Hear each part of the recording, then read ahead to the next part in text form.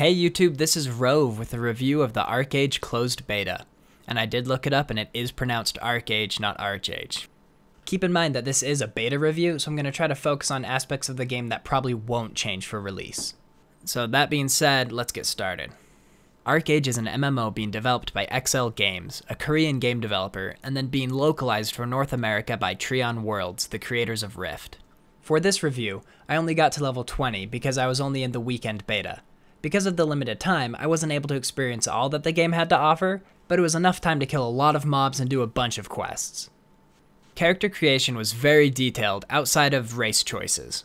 There were only 4 races to pick from initially, and considering 2 of them were just different kinds of humans, I was unimpressed. Luckily, there are 2 more races announced, dwarves and the half-demon looking warborn. So that will be nice and increase the race assortment for release, but still, 6 races, 2 of which are basically exactly the same, still isn't anything to write home about. After you've chosen your race, you're greeted with a surprisingly detailed character model manipulator. Spending hours tweaking how my character looks really isn't my thing, so I just picked one of the defaults, added a blue afro, and then moved on. But if it is your thing, you'll be pleased to see that there's everything from cheek height to eyebrow width. After you're done fiddling with your character, you get to pick your first skill tree. You get your other 2 by the time you reach level 10. After you acquire all 3 of your skill trees, you're given a class title, which doesn't do anything besides give you a fun name, but a lot of the class titles are actually really cool, like Hexblade and Blood Reaver. As you level, you get points to put into your skill trees to gain either active or passive abilities, but you just don't get that many skill points. You have 57 available skills to choose from, and even at level 50, which is the max level, you only have 23 skill points to spread around, which is less than half of those skills available. This will allow for tons of builds even within the same classes, which could be good or bad. If the skills are balanced well, then it will allow for a ton of builds to surface and everyone will be able to play as they like. However, if the balance isn't very good, then a few good builds will quickly surface and everyone's spec to any other way will be suboptimal. Which isn't the end of the world for leveling and questing, but for endgame PvP and raiding, optimization is key. If you don't like the trees you picked initially, you can easily swap them out for a small fee at any graveyard or trainer. There are multiple downsides to swapping out your skill trees too often though, besides monetary cost. Your skills level up as you gain experience and grow more powerful over time, but the experience one tree gains doesn't transfer to others in a respec, so your new tree will be underpowered until its level catches up. Another weird quirk about respecking is that it only shows you the names of the trees and none of the abilities available in those trees. So, unless you know exactly which skill tree you want to swap to, make sure to do your research ahead of time. The different trees offer a wide variety of skills that can be mixed and matched to create cool combos.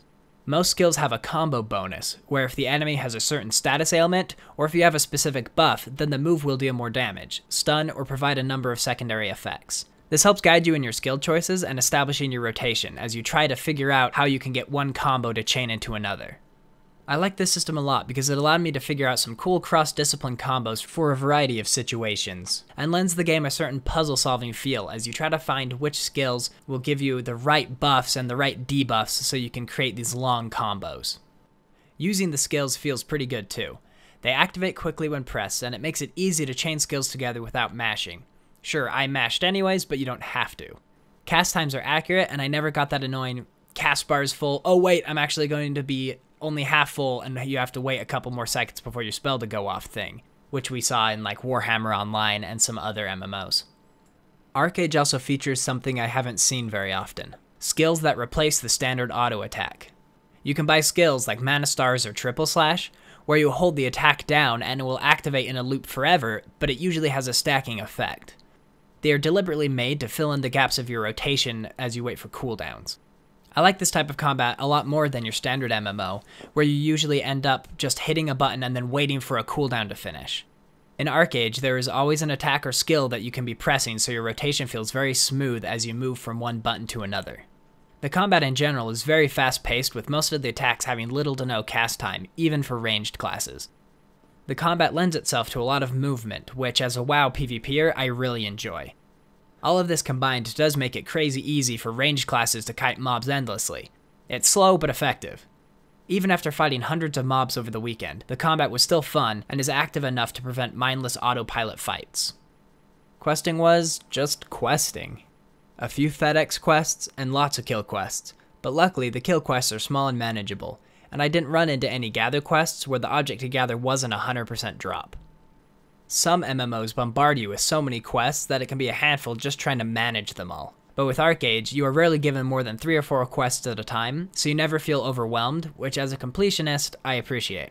The main questline does a really good job of introducing the wide variety of gameplay mechanics ArcheAge has to offer, from farming to crafting to raising your own pets and even the justice system, where you participate as a judge or jury member for another player's trial, which is actually hilarious because you can watch the chat happening in real time as players try to justify their actions in front of the judge.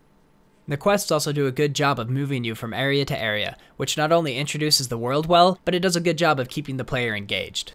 By about level 20, I was getting a little bored of questing, but that happens to me in every MMO, so I wasn't terribly surprised. Given adequate time, I could easily see myself getting a max level character. I didn't spend much time farming or crafting since I was trying to sprint to as high of level as possible, and because only paid accounts can get private farmland. Free accounts can plant in public farms where your crops are protected for 24 hours, but after that they are fair game. You can also plant out in the wild world, but there are no protections on your crops at all. Someone can just run by and harvest, then uproot your plants if they so desire. But uprooting is a very serious crime and is punished severely in the courts. Another reason I didn't craft much was because all the professions take a thing called labor points, which you gather over time for just being online. Labor points are also used to identify every single piece of gear you get, including drops and quest rewards. Also, when enemies drop money, they drop it in a purse that, of course, requires labor points to open. This caused me to leave my character AFK in cities and other safe zones for extended periods of time, as I waited to gather labor points so I could actually put on the gear I had earned.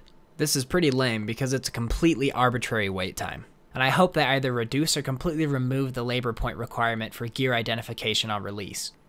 Using labor points for professions makes sense to me, since it will give player-crafted items weight and importance in the economy, but for getting money from mobs, it's just silly.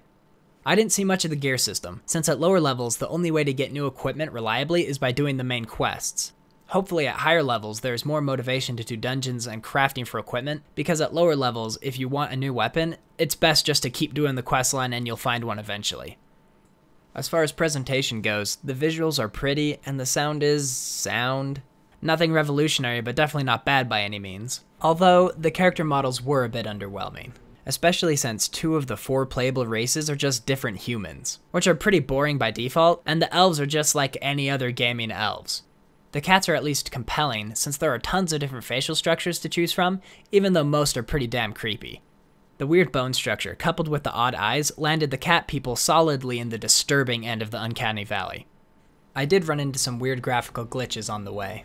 One caused my character model to disappear when the camera was at a specific zoom distance. I think this is a malfunction of the zoom into first person feature most MMOs have, but it would happen occasionally just walking around or entering buildings. Weird. ArcheAge is a game that speaks loudly about its potential. The skills could potentially lead to tons of different endgame builds, the farming and crafting has the potential to lead to a fun, living world, and the open world PvP and court system has the potential to be fun and exhilarating, giving criminals something to fear, but good players something to fight for. But those are all just possibilities. The game could just as easily turn into any one of a number of Korean grind fests, where the only way to make a difference is to dump hundreds of hours into it. The underlying mechanics are very solid, and if utilized to their fullest, the final result will be very entertaining. After playing the beta, I am still excited for the final release, which is out of character for me. I will definitely be playing ArcheAge on release because I hope the game ends up as the unique and engrossing experience it can be, instead of falling short and ending up just like everyone else.